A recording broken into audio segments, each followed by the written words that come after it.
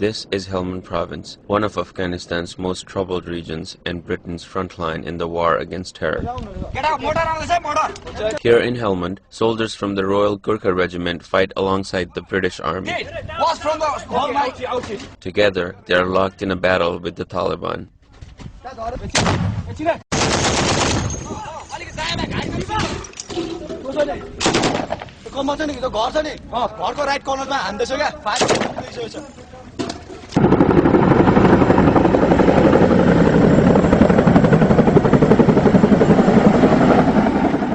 Thousands of miles from their homes in Nepal, the Gurkhas are fighting in a country where they share more in common with the Afghans than any other group in the coalition forces. The name Gurkha comes from the town of Gorkha in western Nepal. The Gurkhas have been fighting for the British since 1815, when groups of Nepali soldiers were recruited by the East India Company. Since then, military men calling themselves Gurkhas have fought for the British in every major battle.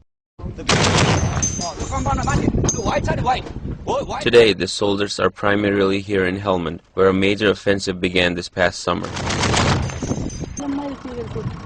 Their job is to mentor the Afghan National Police and work closely with the Afghan National Army.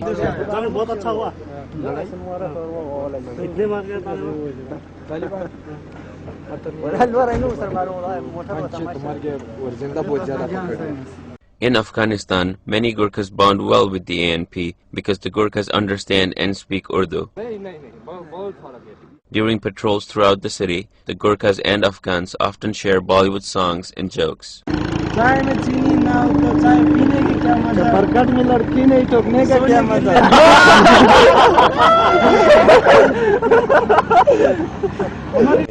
obviously coming from Nepal.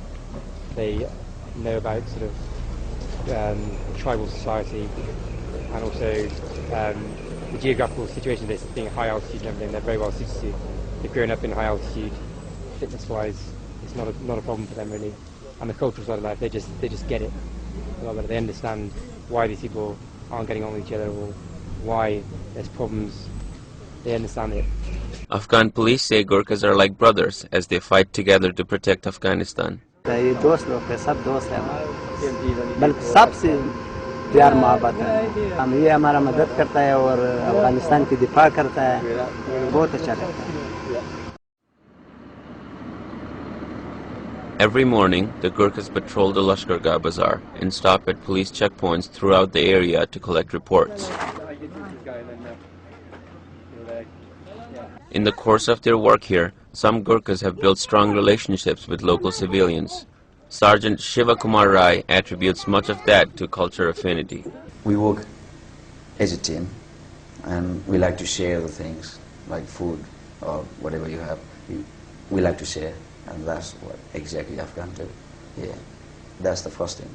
And I think we care about other guys or the team, and exactly they do.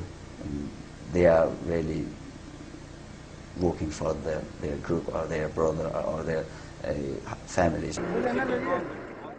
British officers say that the unique bond between Gurkhas and Afghans has helped the British, at times, to receive valuable intelligence about their enemies.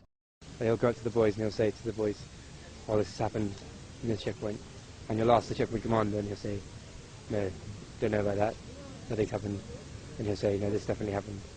And you'll go to wherever he says, and then there's something happened there. Actually, that guy they are very good friends with, so he'll make a conscious effort to come and talk to the boys. But the strongest relationship the Gurkhas have is with their British counterparts. Living and working with the British, the Gurkhas have blended quite well into Western culture.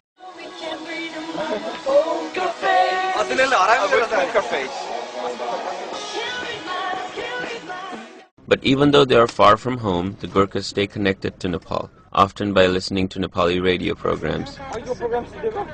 And when it comes to food, even a hot summer afternoon does not stop them from preparing their own meal.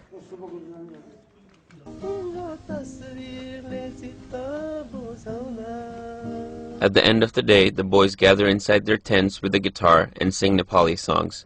Songs about leaving their loved ones behind, songs about fighting far away from home, and songs about being a Gurkha.